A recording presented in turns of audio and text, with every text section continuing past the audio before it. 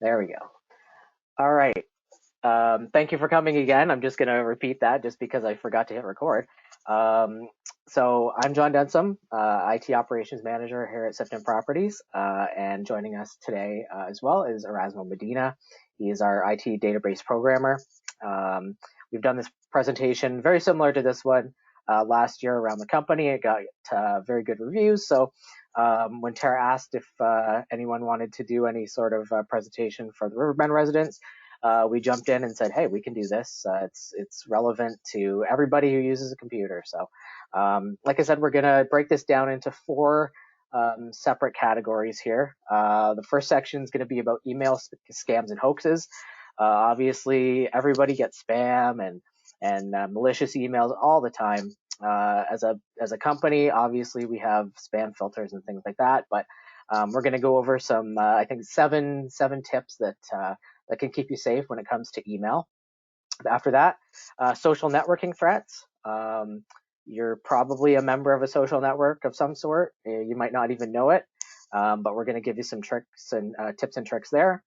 Then third, physical security and social engineering. Sometimes people don't think about the physical security of their computers or networks, so that's something we're going to talk about. And social engineering, we'll give you the definition of that as well. And then at the end, or not the end, but the fourth section is just safe computing practices. That's a general section for things that don't fit into the first three. There's going to be a lot of tips and tricks in that section as well. So, like I said, if you have any questions as we're going along, please use the chat window, and we'll try and get to as many as we can at the end during the Q&A section. So I will throw it over to Erasmo for section number one. Thank you, John. Yes. So for our first section of the presentation, we're going to be taking a look at email scams and hoaxes. As everybody knows here, nowadays the digital world is full of all sorts of scams and hoaxes designed to target users of all types for all kinds of reasons. And it's usually to collect personal information about you or private information about you. So to give you an idea, we have this screenshot right here. You can actually see this is a spam filter that we installed at Sifton in February 2016. It helps prevent and to block all these malicious emails coming from all types of suspicious sources. Since we installed it, you can see in that screenshot, it's actually blocked 16.3 million unsafe emails out of the 22.7 million emails we have received. That's incredible. That's 71% of the emails that we have been able to block since installing the spam filter. So it gives you a scope of how frequently people are trying to aggressively send out these scams and hoaxes via emails. So what we've gone ahead and done to help prevent falling victim to one of these is put together a list of top 7 tips to ensure your online safety. So the first tip we have here for you is don't trust the display name and address. The display name and return address of a sender can be modified by anybody. It's just as reliable as writing the sender and return address on an envelope. It's easily spoofed or faked. Looking at the pictures we have supplied here, we see somebody's using the traditional CEO scam, where they've created a fake email address to mock Bill Gates and potentially trick somebody into providing them personal information, whether that be banking information. He's like, hey, I'm Bill Gates, I'm gonna send you some money. And frequently people do fall for this, and those email addresses can be easily spoofed. Like we see in the second picture there, that's actually a fake Delta Airlines email address. Delta Airlines being a reputable airplane company, you might get this, be like, oh, order's been confirmed, and you might, disclose some information there that you don't want to. So email addresses, the whole concept of them were implemented around the 80s when computers were starting to come into play. And those protocols that were implemented back then remain in place today. So they're still fairly old and haven't been revamped to accommodate these newer security features that have sprung up over time. So just keep in mind, email addresses easily spoofed. Which takes us to tip number 2. I really like this one. Look before you click. Lots of times it's easy to just click things. And you never know where it's actually going to be going. You don't know if the link is going to route you to a malicious site, for example, but there are ways to circumvent around that and make sure you're headed to and make sure you're getting what you're after. So on this one, we see hover your mouse over any links embedded in the body of an email, and the destination of the link should appear. If the link address looks suspicious, don't click on it. So in these two following pictures, we can see that the links provided here to the user are actually misleading. Hovering over the first link, we see it's taking him to some unknown IP address where he could potentially fill in banking information where he or she thinks is going to PayPal. The second one there we see is a Facebook fake link where it's requesting a new password change, and somebody could easily get spoofed by that. And you've easily changed your password for somebody else to use. So it's a good practice to hover over links, especially in email attachments, just to check where is this going. Keep in mind though, when you're previewing some of these emails in your email client like Outlook, it's not directly harmful to just be looking at it. It's when you actually initiate the click. Initiating the click and going to the link, that's what becomes harmful. So let's keep that in mind for tip number 2. Heading on to tip number 3. Don't open unexpected email attachments. So malicious attachments that contain viruses and malware is a common phishing tactic. Never open any email attachment that you weren't expecting. Common attachment file types can include PDFs, docs, XLS, zip files, but there's a ton out there. So just be mindful, if you're expecting maybe a relative to send you, hey, can you review my Word document for school? Okay, you're expecting this. Perhaps you can download the Word document. But if you're getting random email with a random attachment telling you, hey, check out this PDF, or here's a bank statement, be cautious about opening these email attachments, especially the ones you're not expecting. Verifying the source is definitely a key aspect here. Yeah, just to add to that, it never hurts to, if you're not expecting something, just give that person a call. If you have their phone number, give them a call. Say, did you send me this thing? And just making that call and verifying it could save you a lot of hassle. Yeah, just that extra step of validating. Oh, did you indeed send me this? It goes a long way, right? And it can prevent a lot from happening. So going on to tip number 4. This one's actually really commonly used in some of our scams. So beware of urgent or threatening language. Invoking a sense of urgency or fear is a common phishing social engineering tactic. So yeah, just as it explains, as we see in these next couple pictures, we see the scammers are resorting to almost threatening, menacing words to get your attention, to catch you off guard, to maybe put you in a stressful mindset where you're more prone to disclose some information. So on the first one, we see your parcel has not been delivered. You're instantly like, oh, did I even order something? Did I miss my package? And that's how they catch you, is that sense of urgency. The second one there we see is the HSBC World's local bank talking about banking account being suspended. I know I'm very delicate with my finances, and that could potentially catch me off guard, being like, oh, I don't want anything to happen to my bank account, right? So you're gonna wanna be careful whenever receiving these, and kind of read the language, because companies aren't gonna threaten and menace you over these emails. Which brings us to tip number 5. Never give up personal information. This is pretty straightforward. So legitimate companies are never going to ask for personal credentials, passwords, or other identifying information via email. It's just not a method that they use to collect this information. When's the last time the bank actually asked you for that information via email, unless it was a scam? So in general, it's great practice to not give up your personal information via email and maintain it as safe as possible. You can always follow up yourself and verify the source, as John was just saying, by logging into the website itself and checking what the things that you're receiving. So in this one, for example, we see we'd like you to check out this maintenance of your account, similar to the other ones, and failure to do this within 72 hours will immediately render your account deactivated, right? That catches people off guard. So just be careful about disclosing that personal information. It's never a good idea, ever. Maintain it as safe as possible. So this brings us to tip number 6 for email scams and hoaxes, which is check for spelling errors. Brands are pretty serious about email. Legitimate professional messages usually don't have major spelling mistakes or poor grammar. I know at Sifton, our email blasts and stuff that we like to send out are thoroughly reviewed to ensure a level of quality for these emails. Something like the following one, which we actually did receive. This is Just a real spam email that someone got in our company last year. exactly. So just reading that is complete gibberish. But you'd be surprised, maybe one or two sentences within that paragraph make sense, and that's enough to catch you. So read the whole context of the email, see if you can identify any potential errors or anything that just looks off. And that's not Which necessarily 100%. I mean, and it's not it's just another tip. A lot of the times we see a lot of the spam come in, and it just looks like you would think who would fall for this, but they wouldn't be sending it if nobody fell for it. exactly. And people do fall for it, right? Like I said, all it takes is one cohesive sentence to be like, oh, okay. And it could be urgent, sense of urgency, right? Yeah. Which actually leads us to tip number 7. This is probably my favorite tip of all 7.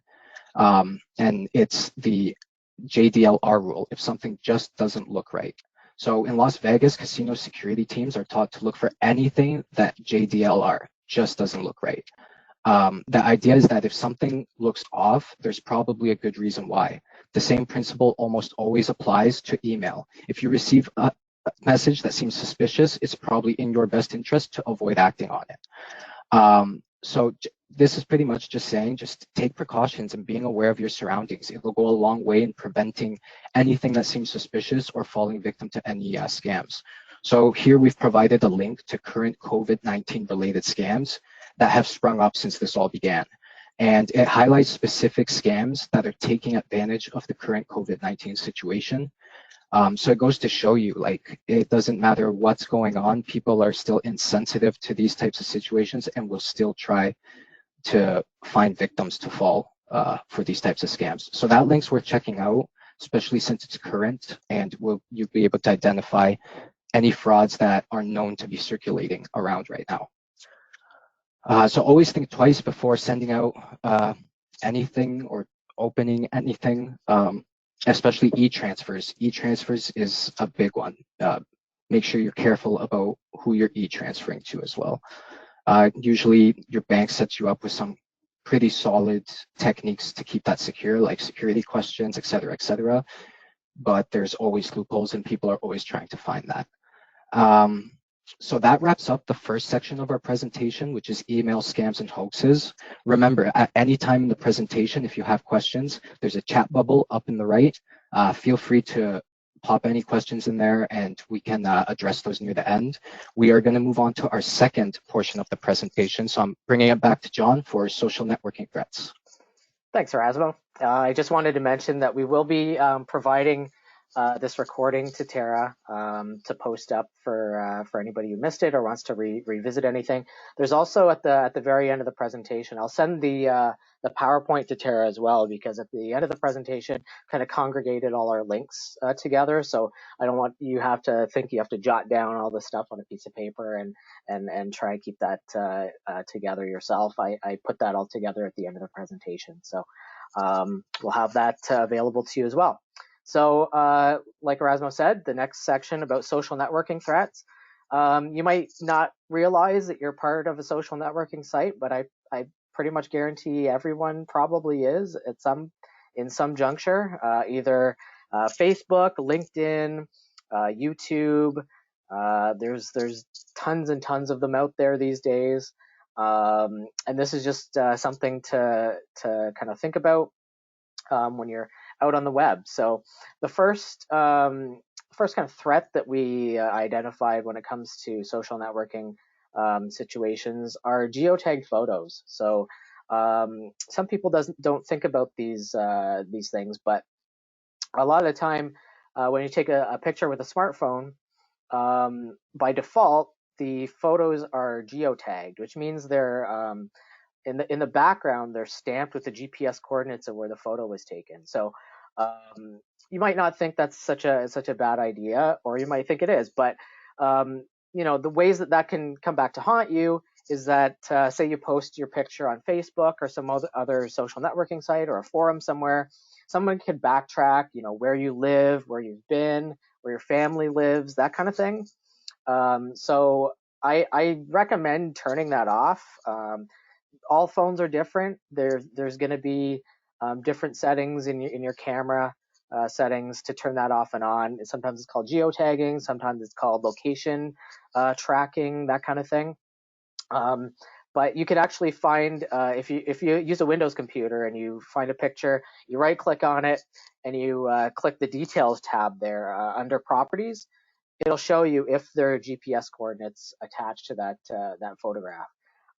Another way you can tell whether that's being embedded in your photographs as well, if you have something like Google Photos, sometimes it will put all your photos from the same location into its own album, and you're wondering, like, how do they know it was taken at the same place?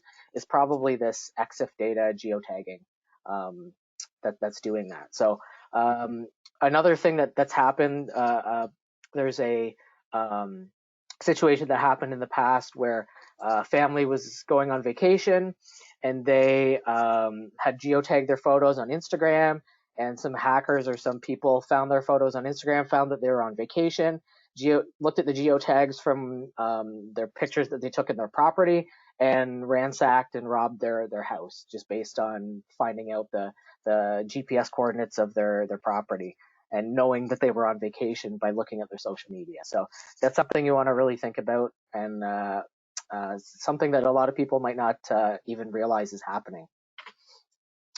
The next one, URL shorteners. So these URL shorteners are pretty popular on things like Twitter, where you're limited to a certain number of characters for your posts, right? So URL shorteners essentially things like bit.ly. They'll send you to a link, but they'll shorten the link so that you can have more characters to use on Twitter. Now, the problem with that is you don't know where the link is actually going. So this actually, when Barack Obama was in office, this actually came back to haunt him. He posted something while he was president on Twitter, and it ended up the link got hijacked, and it sent people that clicked on the link to some Syrian propaganda, which ended up being not a good news day for him. So the tip that we gave earlier about hovering over the link to know where it goes, if there's a URL shortener being used, you can't really use that tip because no one really knows where the link is going until you click on it. So you really have to watch the URL shortened links because you really want to make sure that you're clicking on links from um, legitimate sources. Because, like I said, you don't know where the link's going. It could be going literally anywhere, and there's no way to tell until you actually click on it. In terms of Facebook, we're all kind of we've been stuck in our houses for the last few months, bored out of our minds, and there's Facebook quizzes out there to take some of the time away. But a lot of the time, those Facebook quizzes are stealing your personal information. So you might be thinking that you're, trying to find out which Harry Potter character you are, or what color is your personality, or something like that. But you could easily be giving away personal information about yourself that might be used as a secret security question at another site, or even a link to a password or something. So really watch what you're doing when it comes to these Facebook quizzes. A couple years ago as well, there was in the news Cambridge Analytica, which was big in the news in the UK. There was an app on Facebook called This Is Your Digital Life, which was found to be taking people's personal information. And I think it actually leaked the private info of over 600,000 Canadians. It was just an app that kind of congregated put together all your pictures from the past, but it was also scraping any information it could get off of your Facebook profile. So you really have to watch what you give the permission for things that you install on Facebook, or things that you use on Facebook or other social networking sites, because you never know. Facebook's free, but it's not free. You're what they're trying to make money off of. So your data is how they're making money. So you always have to keep that in mind. And then clickjacking. This is more of an older technique. Newer browsers are pretty good at preventing this from happening, but clickjacking, it's a malicious technique that kind of overlays a transparent layer on top of what you think you're clicking on. So you think you're clicking on like a close button or something, but it's actually sending you somewhere else. So really be cognizant of what you're clicking on and where the link is going after you've clicked, because this kind of situation happens as well. Like I said, it doesn't happen as much nowadays. This is if you're using older browsers, this is more of a problem. There's also a big problem actually on phones when you're browsing on your phone. So watch for that. And that's the end of that section. So I'm going to pass this over to Erasmo again for physical security and social engineering. Okay, thank you, John. Physical security and social engineering. So this is a fun topic, and I want to start with describing what social engineering is for everybody, in case we have people who are unfamiliar with the term. So the definition is social engineering is the use of deception or psychological manipulation to get somebody to perform certain actions or expose confidential information. So with that definition, let's take some examples of this to give you a better idea. Starting with slide number 1, our first method of social engineering is tailgating, asking for someone to hold the door because they forgot an access card or key, or an attacker walking into an office with a clipboard or a briefcase, suited up, looking official. Sorry to jump in here. It'd be the same at the gatehouse, just following somebody in through the gate or saying, yeah, I'm look all official and I'm trying to get into the community. Same kind of situation in offices as well. Yeah, and that's a prime example. John just said that is a location where somebody might just want to get in there and potentially cause some harm. So just because they're looking official, wearing a fancy suit, doesn't mean they should belong or be there. Oftentimes, employees are given ID badges with names and or pictures to allow specific access to the buildings, or at least identify that this is indeed an employee. So be mindful of that, which leads us to tip number 2, which is shoulder surfing, or looking at. So shoulder surfing is the term we use for looking at a screen over one's shoulder to see confidential data or passwords. And now in today's digital age, that took it one step further with digital shoulder surfing, which involves using a phone or a camera to look over one's shoulder and record a high quality video or photo of what you're doing on your device, whether that be popping in a pin, looking at banking information, banking statements. So here, the JDLR rule definitely applies well, because you want to be aware of your surroundings, especially when you're in a public space like the airport, where somebody could be sitting behind you on the bus, somebody sitting behind you. All it takes is for somebody to snap a picture or video and use the information however they want. So it's much like protecting your PIN at the ATM. They have even little covers to kind of protect as you're putting it in there, so people don't hover over your shoulder and see what you're typing in there. Similar concept here. You want to protect your displays from those prying eyes. Which leads us to tip number 3. So USB dropping. Dropping a USB stick with malware in a parking lot, hoping someone will pick it up and put it in their computer, which releases a malware payload. So in the next picture here, this is actually an article talking about just this.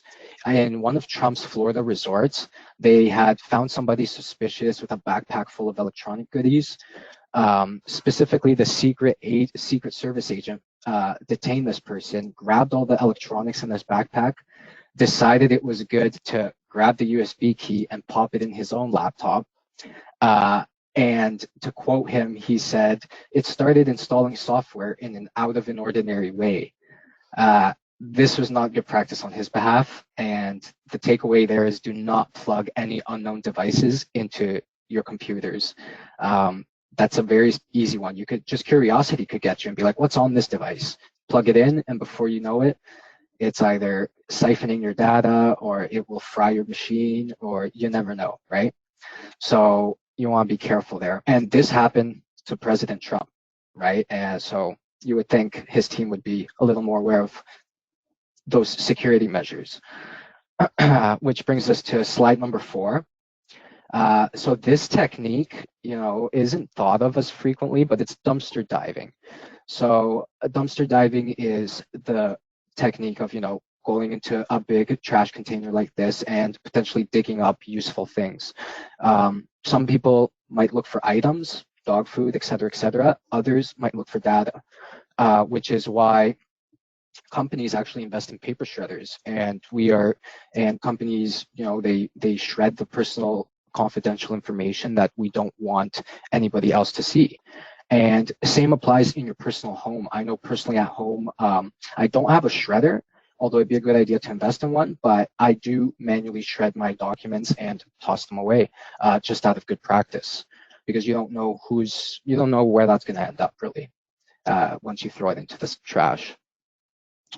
So tip number 6, and once again, here you could potentially throw one of these pieces of paper out and then boom, somebody has your password. So don't leave confidential info on your desk, no passwords on sticky notes, no big paper on the fridge with your password on it and magnet slapped up there, because that's an easy way for somebody to, just get into your accounts like nothing. And nowadays, there's actually programs to store your passwords digitally with one master key password that we have some examples later in the presentation we can show you, but this is probably your more viable option if you have a good amount of passwords to keep track of. But keeping it on a physical piece of paper breaks that physical security layer and leaves you exposed to potential threats.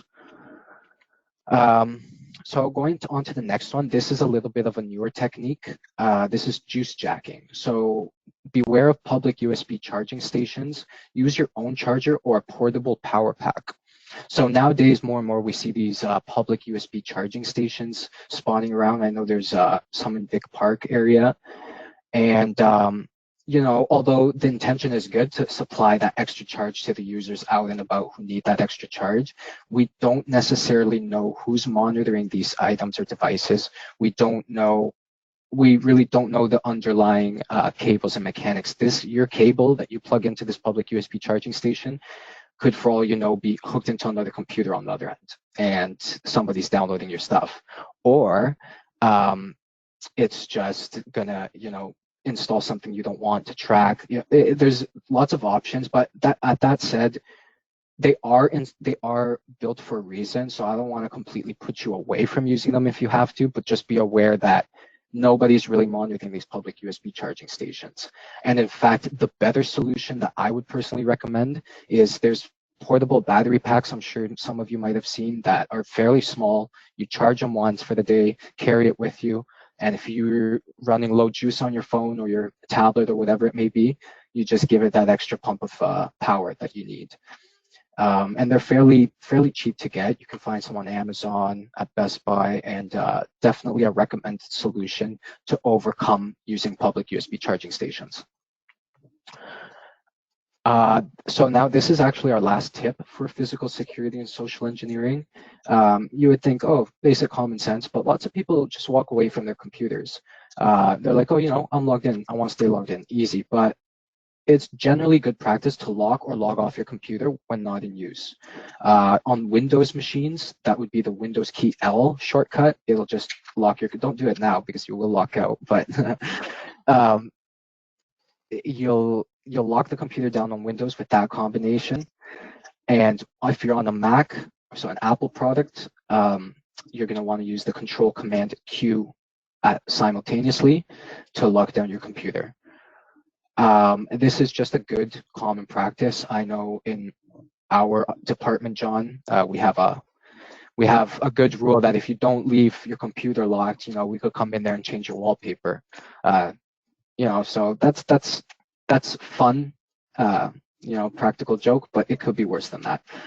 So that's the last piece of information for physical security and social engineering. So now I'm going to take it back to John for our final topic of today's presentation, which is safe computing practices. All right, thanks, Erasmo. Like I said, this is kind of a catch-all topic, so there's going to be a lot of links here. And like I said, we're going to have a links page at the end of this presentation that's going to be sent to Tara. So don't worry about having to jot these things down really quickly. We'll have this information available to you at the end. So one thing that came up, this wasn't in our presentation last year, but it came up afterwards, something called reply all storms.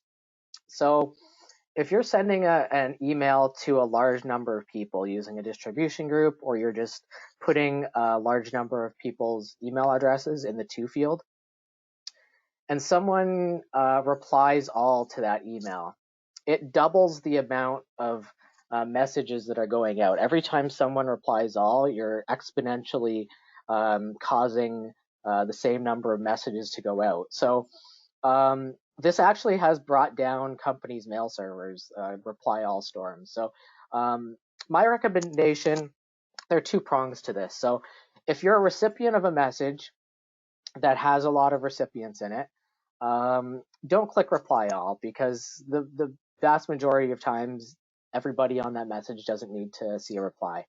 The best thing to do is just hit reply to send it to the person that sent it to you.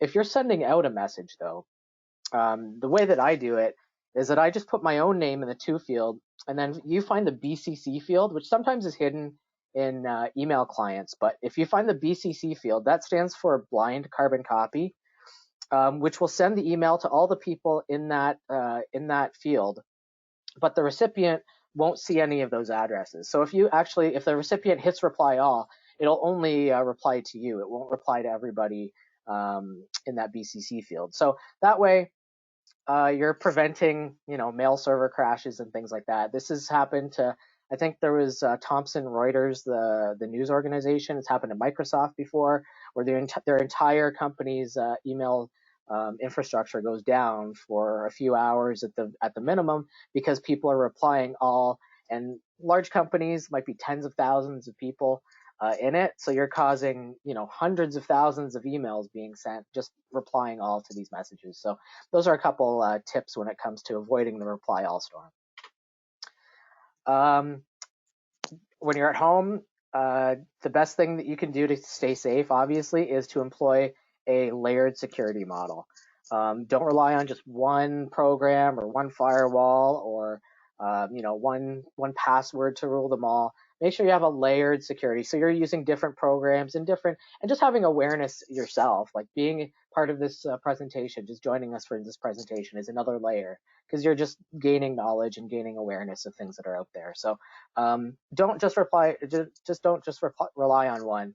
Make sure you have that layered security, keeping you safe. When it comes to web browsing, I highly recommend installing ad blockers, having antivirus or anti-malware software installed. And then there's also privacy add-ons for browsers as well. If you're worried about privacy on the internet, that's obviously something that's really forefront in people's mind nowadays, because there are a lot of data breaches and data leaks. So these are just a few that I know of personally. I use these at home. uBlock Origin, that's an ad blocker.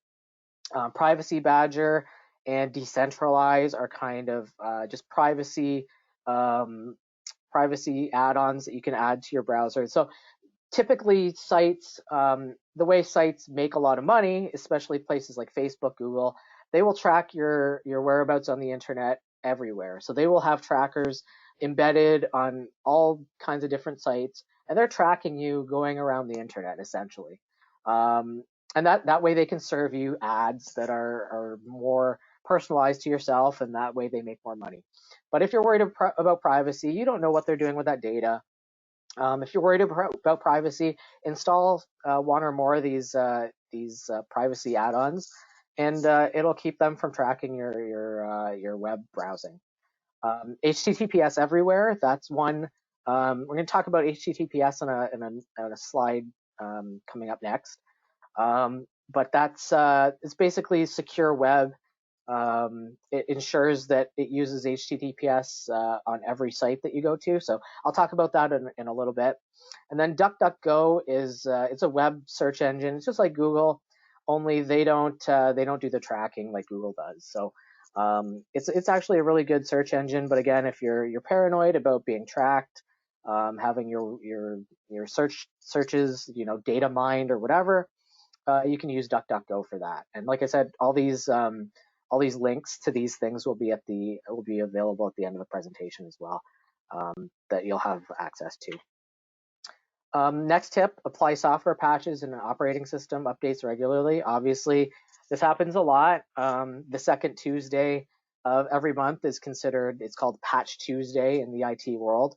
That's the day that Microsoft releases all their patches, and a lot of other companies release their patches on that Patch Tuesday as well. But that's when you'll get if you have a Windows machine, you'll get a little pop-up saying you need to restart because there's an update. It's really important that you keep those updates installed on a regular basis because they are usually patching security holes that have been found in your OS. Same with Macs. Macs are the same. They have software updates that I highly recommend you do on a regular basis. Um, there are some times where the updates there are issues with them and they cause problems with your computer, but for the vast majority of them are there for a reason to patch security holes. So it's very important to do that, especially with things with software updates as well. Things like Adobe Reader, Adobe Flash, those kind of things. Any PDF programs or Office programs that you use, keep those updated at all times because there's always new security flaws being found that they're patching with these software patches. You've probably seen one of these or heard of one of these at one point, these fake cybersecurity warnings that pop up when you're browsing, telling you to call Microsoft and we'll fix it for you, or we've been detecting you going to some naughty sites. We're gonna tell everybody if you don't give us money, all that kind of thing. It's all scams. Microsoft is never gonna. They don't have access to see this kind of stuff anyway. And even if they did, they wouldn't ask you to call them to fix it. If you do end up calling these places, they'll take you to the back end of Windows to Event Viewer and show you all sorts of error messages, which are always there. They're not anything special. They're just trying to scare you and get money out of you. So watch out for these. I'm sure a lot of people have seen these before. They're everywhere and they keep on popping up. So just be really wary about anything that, again, as mentioned earlier in the email section, if they're using threatening language or they're trying to scare you, they're doing that for a reason. They're just trying to get you to call the number and give them money. So watch out for that. When you're choosing strong passwords, try and make sure that you don't use the same password on multiple sites. That's a big thing. As Erasmo said, we're going to have links coming up soon to password manager programs that we use ourselves. They can generate passwords. But this little, if you can see this this comic here, this is a little comic that actually shows that humans aren't great at coming up with difficult to crack passwords that are easy to remember. So it's actually if you look at the top section of this comic here. It's a combination of letters and numbers and characters and things like that, which is great. That's what we typically recommend you to do to create a secure password. But it's actually easier for a computer to guess something like that, and it's harder for a person to remember that. So there's more of a chance that you'll write it down on a post-it note, like we told you not to do earlier, or something like that. So it's actually harder for a computer to guess 4 random English words. You could throw some numbers in there too. It's just easier to remember, and it's more difficult for a computer to figure out. So that's one way to do it. Like I said, don't use the same password on multiple sites because that's an easy way to get hacked. Where you use a password on one site and another site gets hacked where you use the same password and they just try it on another site and it works. So try and keep different passwords for every site that you can. So as I mentioned here, the password vault program, something like KeePass or LastPass. I use KeePass personally and at work. Um, that's just a password vault. Essentially, you have a one master password, and it's an encrypted container that holds all the passwords. You can keep secure notes and things like that in it as well. You can keep URLs, kind of like bookmarks in there.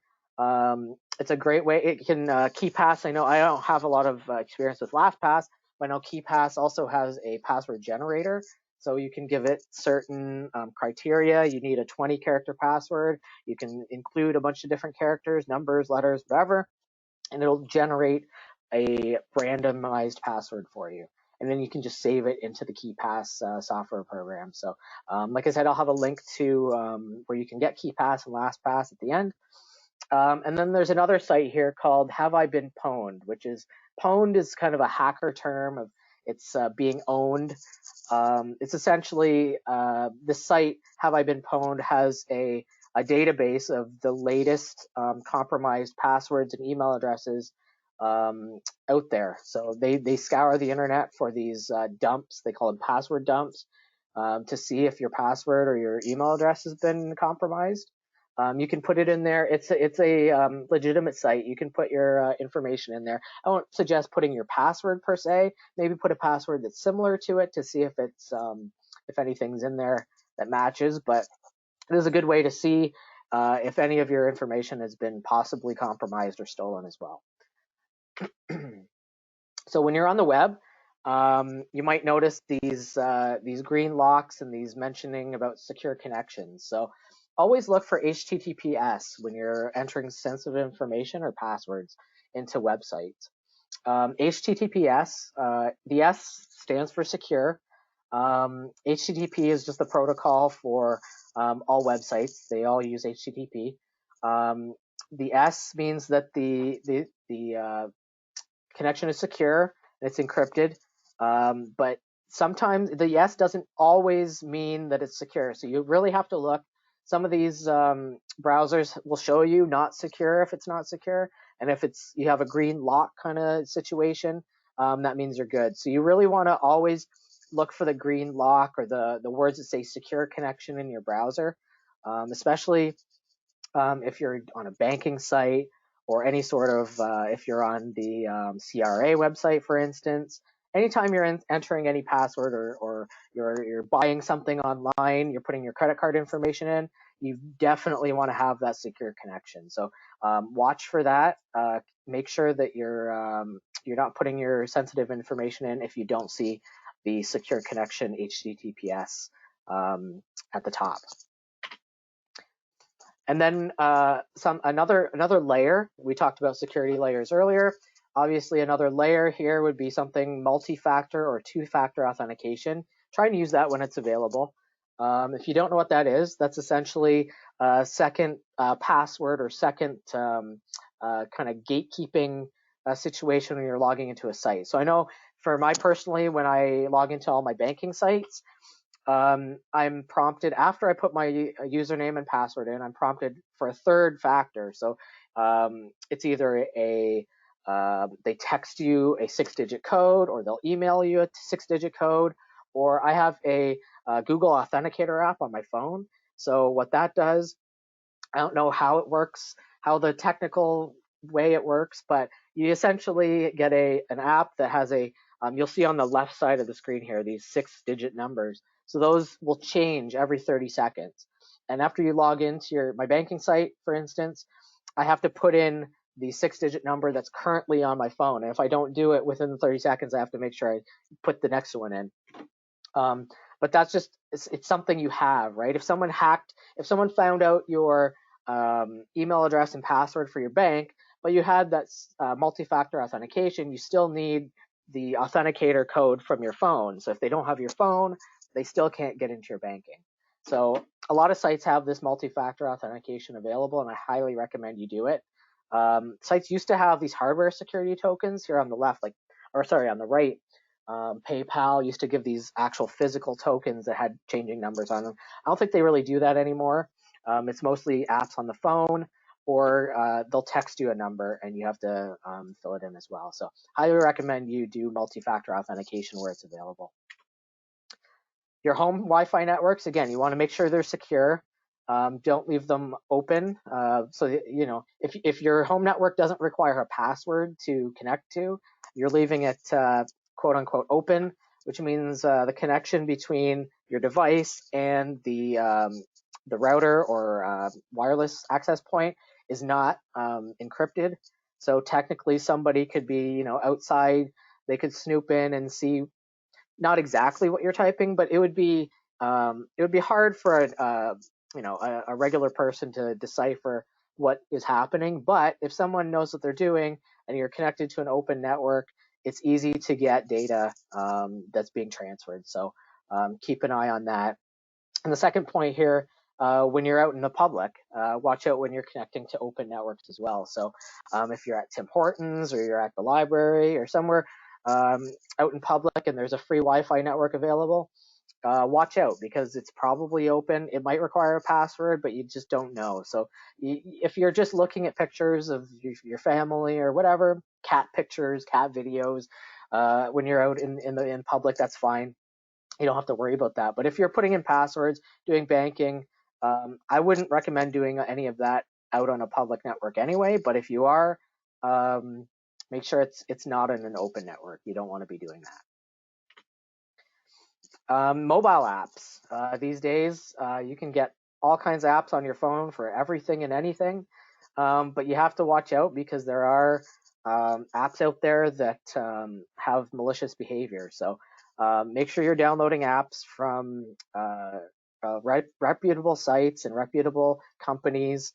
You know, if you're just downloading a game for your grandkids, that's great, but you never know who might be authoring that game. They might be you have to really watch when you're installing apps as well what permissions they're asking for when you install them. So if you're installing a game for your grandkids and it's asking you for permission to view your contacts and view your pictures and check your GPS, you're like, why does it need any of that? It doesn't. So I wouldn't recommend you install it. A lot of apps, you know, these days ask for all that stuff and it might be legitimate, but it might not be. So you really have to think about what you're installing when you're installing apps on your phone. This is relevant to what we're doing right now, being Zoom bombed. This has happened. This has been something that's been happening in the recent past because of all the video conferences that are happening nowadays. Obviously, everybody's using video conferencing. But if you're creating a Zoom meeting or a video conference, you don't want the URL to get out publicly. And if you're doing anything that's having, it's going to have sensitive information on it, you don't want to leave it open without a password because anybody could technically connect to it. I didn't put a password on this presentation here because there's nothing really sensitive or you know, not public information on here. So if somebody wanted to come in and watch this presentation right now, I'd be fine with it. But if you can see the news article here that happened late last month, there was a Scottish city council meeting, I believe, that was some hackers or somebody came into the meeting. They had posted the URL publicly and they hadn't put a password on the meeting. So someone came into the meeting and started spamming the meeting with you know, pornography and some disgusting messages. So that ended up being in the news. So that's something you don't want to do. So try and put a password on your meetings if there's going to be anything sensitive, like at a council meeting like this. And again, use reputable video conferencing services. There's a lot out there, but there's some that you just don't know about, right? Zoom, Google Meet, GoToMeeting, Cisco WebEx. Those are some very popular and reputable ones. This was in the news last month as well. Jared Kushner, who's the one of the special advisors to President Trump, was using something called freeconferencecall.com, which I've never heard of, and I would assume the government of the United States would have some sort of account with a reputable video conferencing site, but he decided to use freeconferencecall.com for some reason. I don't know what that is, and I wouldn't recommend you using it. But you know, something easy like Google Meet or Zoom, you know that those are at least reputable companies and reputable You do hear about, obviously, you hear about security issues with these sometimes. So you have to keep your ear to the ground and keep watching the news for things that might be relevant to video conferencing. And then my favorite here is the IT security triangle. So you see there's three sides of the triangle: security, cost, and convenience. And when you're thinking about IT security, you essentially have to pick two of those things. It's very rare you get all three. You're usually sacrificing one corner of that triangle for the other two. So if you're thinking about something like Facebook, obviously it's free and it's convenient, it's great, but it's not very secure. There's a lot of data breaches. They're scraping your data for information, so it's not very secure. You might have something that's really secure and convenient, but it costs an arm and a leg to actually implement. So always keep the security triangle in mind, because you're typically going to be sacrificing one corner for the other two in any IT security situation. It's pretty relevant in any situation. And then again, stay informed, because common threats are always changing. There are always new threats appearing. Every day there's, the bad guys are 5 steps ahead of the good guys, unfortunately. It's the way it is. So you really have to stay informed, and being part of this presentation, obviously, you're helping yourself stay informed. So we appreciate you being here and staying informed. And now we are going to hit the Q&A. So I see, I don't know if Erasmo's been, have you Yeah. been? Hey, John. So we don't have any questions as of right now. Okay. But I don't know if everybody was just very into all the content. So maybe we have an opportunity now to open up to the group for any questions. We did get some questions in email as well. So I mean, if no Okay. one has any questions here, you can unmute yourself and ask the question if you do. I do have some questions from the email registration as well. So we can go into that if no one else has a question. I don't see anybody waving their hands to the camera. So we did have a question on oh, we do have maybe someone asking a question here. Yeah, John. Yes. Hi. John. Yeah, Tim Turnbull here. Hi, Tim. John, if I get an email that where they with somebody doing the threatening, send me Bitcoin, et cetera, yeah, and they mention, let's say, one password that may be correct. Yep. Now it may be something I haven't used in years. Absolutely. Yeah. So what can I do to protect myself? So that goes back to the haveibeenpwned.com kind of site. So what happens in that situation is that a site that you signed up for maybe years ago, it could have been decades ago, who knows? That site has been compromised, and they got the list of passwords from that site, and they're trying to scare you essentially. They say, "Oh, we know you use this password." And if you haven't taken the advice and you use the same password on multiple sites, you might be like, "Oh my God, they have my password."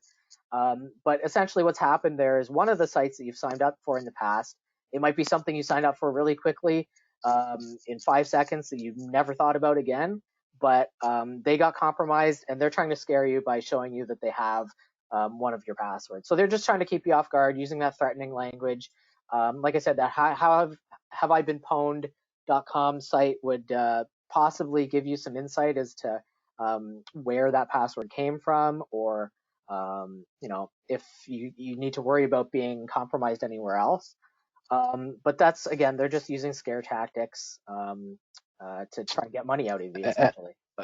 And John, I just want to add into that as well. If you know that the password received in the context of that email or threatening message is perhaps actually one of the ones that you do use, I would highly recommend updating that password wherever it's used across the board, just based off that information, because Absolutely. it's exposed, right? So I would highly recommend updating the password if you received a message like that.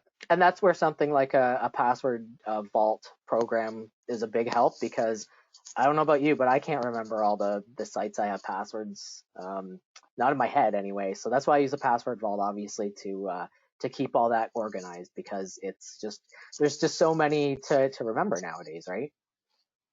John, just as a follow-up, Yeah. is there much danger of the password sites being hacked, and then you'd lose your passwords to everything you've got? Unfortunately, that's always a possibility. The KeyPass one that I mentioned is offline, so it's a vault that stays on your computer.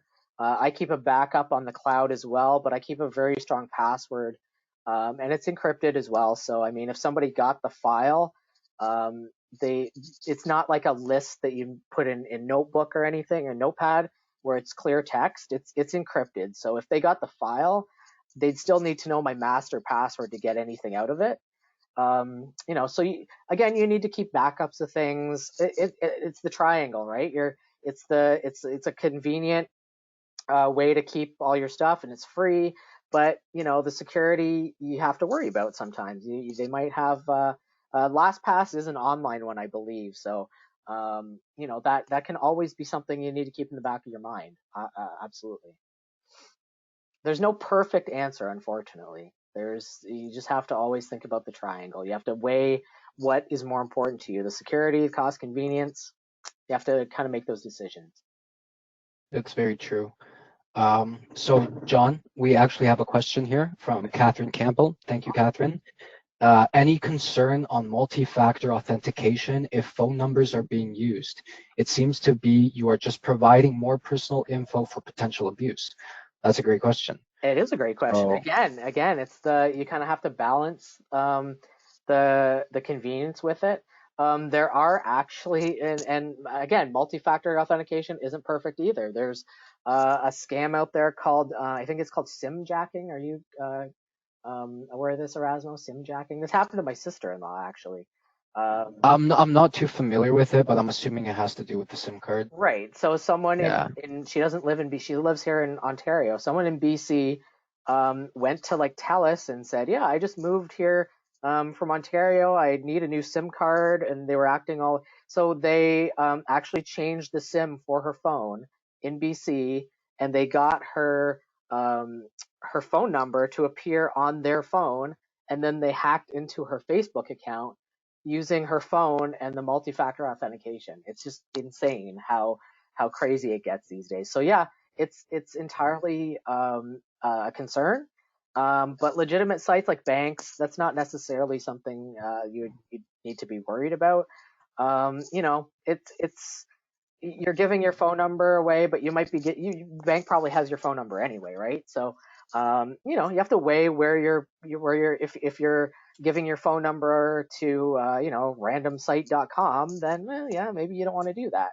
I know myself, I have a work phone and a personal phone. Um, I usually use my personal phone it doesn't get used very much, but I use it for the multi-factor authentication thing. Not that I want people to carry around two different phones, but that's another option as well. So, again, the balance, you have to balance what you think is best for you when it comes to security. For sure. And the technology is getting better. More and more, we're seeing more companies and more businesses using MFA, multi-factor authentication.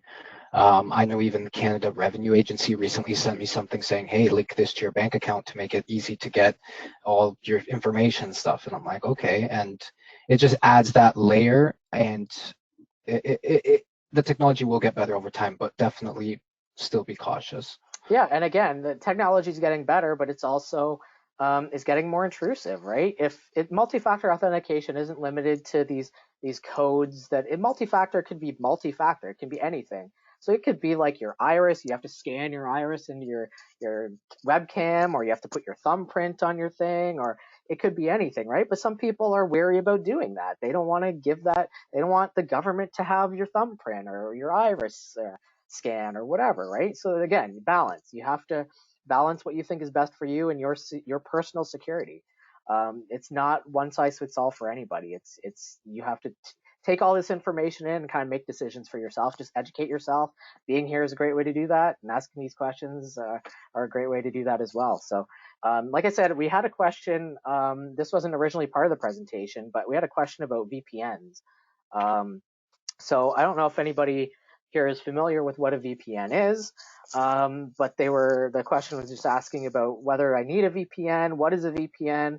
I see ads about them all the time online. So essentially, VPN is just an encrypted tunnel. Think of it as think of the internet as like the roads on the streets. And when you're on the internet, you go from your house to somebody else's house, and you travel on the streets. Um, People can see what you're doing. They can see where you're going out on the regular internet, right? A VPN is kind of like having a secret underground tunnel that goes from your house to wherever you're going. Um, it's password protected, so when you go into this tunnel, you're asked for a password, and everything in the tunnel is spoken in a secret code. So even if somebody got into the tunnel, it's in a code, so they don't necessarily know what's being said. So a VPN is just, again, another layer of security. If you're worried about things like banking information, it's another layer there for you. I have a VPN I use at home for sensitive kind of stuff. We have a VPN that we use in the company as well to get information from offices, keep it secure. Um, so I can't necessarily recommend one VPN over the other. There's hundreds out there now. It's a very popular thing that's being marketed to people. A lot of times people don't need it. Like if you're using HTTPS, watching for that kind of stuff, using secure passwords, a VPN's probably overkill for you. Like you don't necessarily need it, but again, it's another layer. And if you're comfortable with being a little more technical and having an extra layer protecting you, then go ahead. There's nothing wrong with it, and I even recommend it if you're worried about your privacy and things like that. And then there was another question as well about Macs and Mac antivirus, anti-malware software. I'm not a Mac guy myself. I've used them sparingly. I did ask my boss, who's a very into Mac computers and Apple products. So the email mentioned about Malwarebytes and Avast. I've used Avast personally on my Windows machines, Windows computers. I've used Avast for a long time. No problems using that. My boss recommended something called Sophos. So Sophos, Sophos. They have a full line of antivirus, anti-malware software. There's some free tools that are available as well. So he recommended that. He says he buys a license and it covers like 5 different Apple products in his household, and he just uses that. So there's a lot of different ones out there. Again, do your research. Make sure you're not just going to Joe's antivirus emporium on the web and installing whatever that you might find. Just make sure that you do a lot of research, and there's lots of different options out there. So yeah, I don't see any other questions. So if we do have any other questions, you can unmute yourself and or wave at me, and I can unmute you, I think. But if not, if we don't have any other questions, I appreciate all of you coming to this presentation. I hope you got something out of it. And like I said, we'll be emailing Tara the video from this and the slides as well. So you'll be able to review those as you wish. So thank you very much. I appreciate Erasmo as well. Thank you for joining me. Thank you, John. Thank you, everybody, for joining us today. I hope you found the information valuable. And like John said, we're going to be posting this for everybody if you want to share it with people as well. And yeah, I hope you have a wonderful Wednesday evening. Yes, enjoy the weather. It's supposed to be wonderful the rest of the week. Thank you both very much for this. All right, thank you so much. Thank you. Thanks for coming. Bye-bye. Thank you all. Take care.